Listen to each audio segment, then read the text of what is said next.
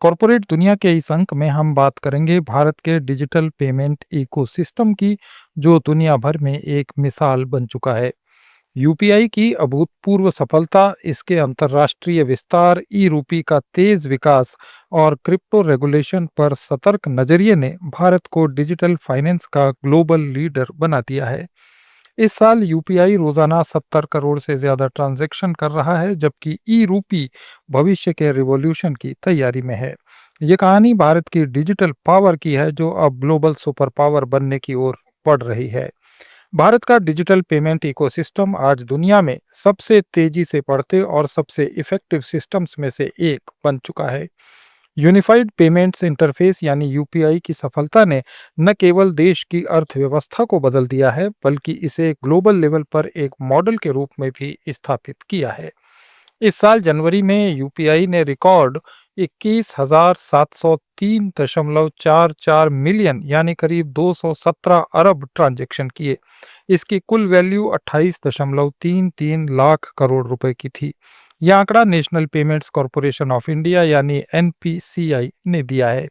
दिसंबर में ये संख्या 21,634.67 मिलियन ट्रांजैक्शन और 27.97 लाख करोड़ रुपए की वैल्यू पर थी। 2025-26 के पहले 9 महीनों तक यूपीआई के जरिए कुल 230 लाख करोड़ रुपए के ट्रांजैक्शन हो चुके थे। ये पिछले वर्षों की तुलना में जबरदस्त वृद्धि दिखाता है। औसत रोजाना 70 करोड़ से ज्यादा लेन देन होते हैं और औसत दैनिक वैल्यू 91,000 करोड़ रुपए के आसपास पहुंच गई है। यूपीआई की ये सफलता 2016 में शुरू होने के बाद से लगातार बढ़ती जा रही है। शुरुआत में ये सिर्फ एक आसान और सरल पेमेंट सिस्टम था, लेकिन आज ये पर्सन टू पर्सन और पर्सन टू मर्चेंट यानी P2P और P2M दोनों तरह के ट्रांजैक्शन में अव्वल है। छोटे छोटे दुकानदारों से लेकर बड़े ई कॉमर्स प्लेटफॉर्म तक हर जगह यूपीआई का इस्तेमाल होता है। एक सर्वे के अनुसार अब यूपीआई भारत में सबसे पसंदीदा पेमेंट मोड बन गया है, जो कैश को पीछे छोड़कर 57% ट्रांजैक्शन कवर कर रहा है। कैश ट्रांजैक्शन सिर्फ 38% होते हैं। यूपीआई ने डिजिटल इंडिया के सपने को हकीकत में बदल दिया है, क्योंकि ये बिना किसी अतिरिक्त शुल्क के तुरंत पैसे के ट्रांसफर की सुविधा देता है। इससे ग्रामीण इलाकों में भी डिजिटल पेमेंट्स की एक्सेस बढ़ गई है और छोटे व्यापारियों को कैशलेस होने में बहुत मदद मिली है। लेकिन यूपीआई की कहानी अब सिर्फ भारत तक सीमित नहीं रह गई है।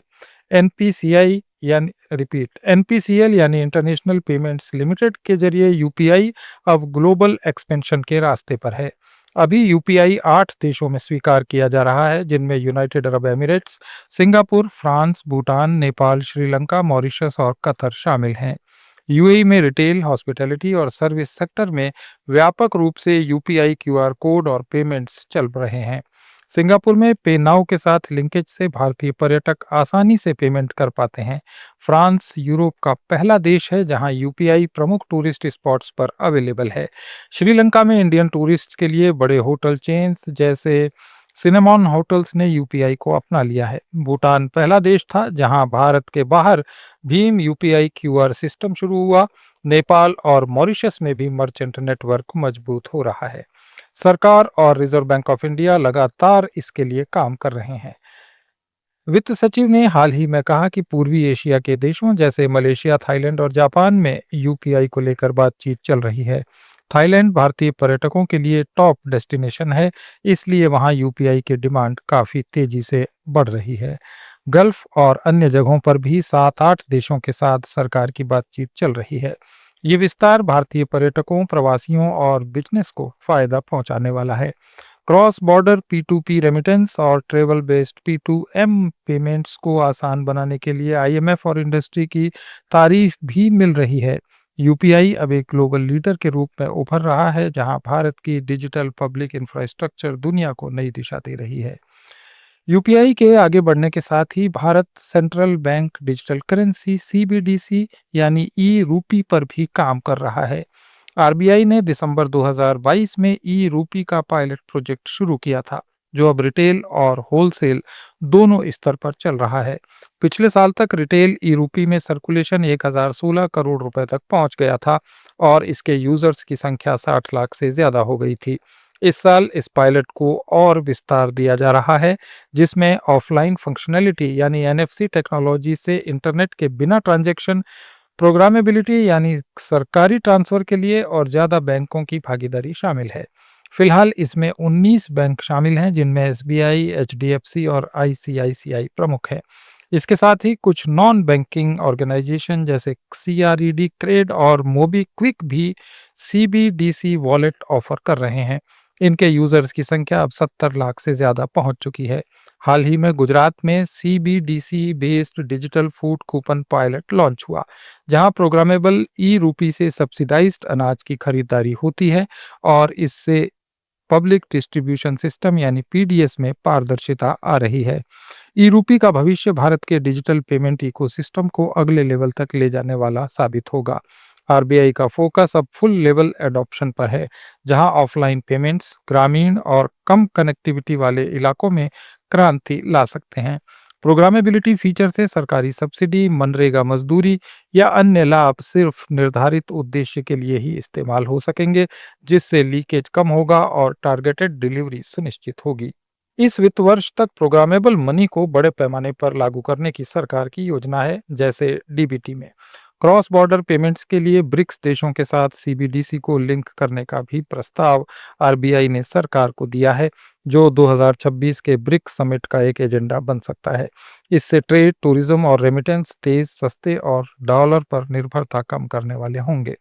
आरबीआई ने कहा कि कोई जल्दबाजी नहीं है, लेकिन सुरक्षा, रोबस्टनेस और इंटीग्रिटी सुनिश्चित करने के बाद ही इसे पूरी तरह से लॉन्च किया जाएगा। ई रूपी यूपीआई के साथ इंटरऑपरेबल है, जो दोनों को कॉम्प्लीमेंट्री बनाता है। एक्सपर्ट्स का मानना है कि 2027-28 तक ई रूपी दैनिक ट्रांजैक्शन में करोड़ों में पहुंच सकता है। इससे फाइनेंशियल इंक्लूजन बढ़ेगा और ब्लॉकचेन के फायदे सेंट्रल कंट्रोल में होंगे। कुल मिलाकर ई रूपी भारत को ग्लोबल सीबीडीसी लीडर बना सकता है। ई रूपी कैश की तरह लीगल टेंडर होगा, लेकिन डिजिटल फॉर्मेट में। ये यूपीआई के साथ मिलकर काम करेगा और प्राइवेसी, सिक्योरिटी और फाइनेंशियल इंक्लूजन को बढ़ावा देगा। आरबीआई का कहना है कि इसके लिए परीक्षण किए जा रहे हैं। ई रूपी से क्रॉस बॉर्डर पेमेंट्स भी आसान होंगे। डिजिटल पेमेंट्स के इस दौर में क्रिप्टो करेंसी और ब्लॉकचेन रेगुलेशन पर भी बहस तेज है। भारत में प्राइवेट क्रिप्टो करेंसी को अभी तक करेंसी के रूप में मान्यता नहीं मिली है और सरकार सिस्टमैटिक रिस्क से बचने के लिए काफ़ी अलर्ट है। 2023 में पीएमएलए के तहत virtual digital asset service providers यानी वीडीएस के लिए सख्त नियम बनाए गए, जिनमें एक्सचेंजेस को एफआईयू आईएनडी से रजिस्टर होना पड़ता है। इस साल ये नियम और सख्त हुए, जैसे लाइव सेल्फी और लोकेशन ट्रैकिंग से आइडेंटिटी वेरिफिकेशन, आईसीओ सपोर्ट और ट्रांजैक्शन ट्रेल छुपाने वाले टूल्स पर रोक है। सरकार ने क्रिप्टो बैन बिल को आगे नहीं बढ़ाया, लेकिन फुल रेगुलेशन भी नहीं लाई, क्योंकि इससे क्रिप्टो को वैधता मिल सकती है और सिस्टमेटिक रिस्क बढ़ सकता है। आरबीआई के गवर्नर ने कहा है कि क्रिप्टो से मुद्रा की स्थिरता और फाइनेंशियल स्टेबिलिटी को खतरा है, इसलिए फोकस ई रूपी पर है, जो ब्लॉकचेन के फायदे देता है लेकिन केंद्रीय नियंत्रण में भी रहता है।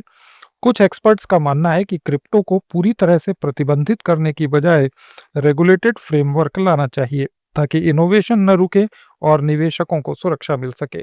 लेकिन सरकार ग्लोबल चेंजेस को देख रही है। जैसे अमेरिका में जीनियस एक्ट से स्टेबल कॉइन्स को रेगुलेट किया गया। भारत G20 में क्रिप्टो रेगुलेशन की वकालत कर चुका है। कुल मिलाकर यूपीआई की सफलता, इंटरनेशनल एक्सपेंशन, ई रूपी का विकास और क्रिप्टो पर अलर्टनेस से भारत का digital payment ecosystem global super power बनने के रास्ते पर है। ये न सिर्फ तेज, सस्ता और सुरक्षित है, बल्कि फाइनेंशियल इंक्लूजन और इकोनॉमिक ग्रोथ को बढ़ावा भी दे रहा है।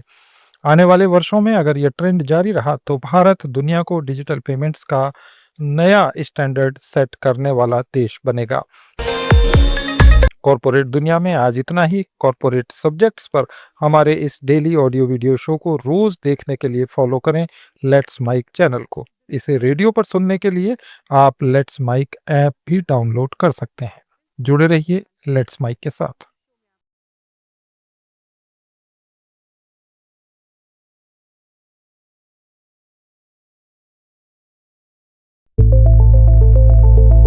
It's time for news.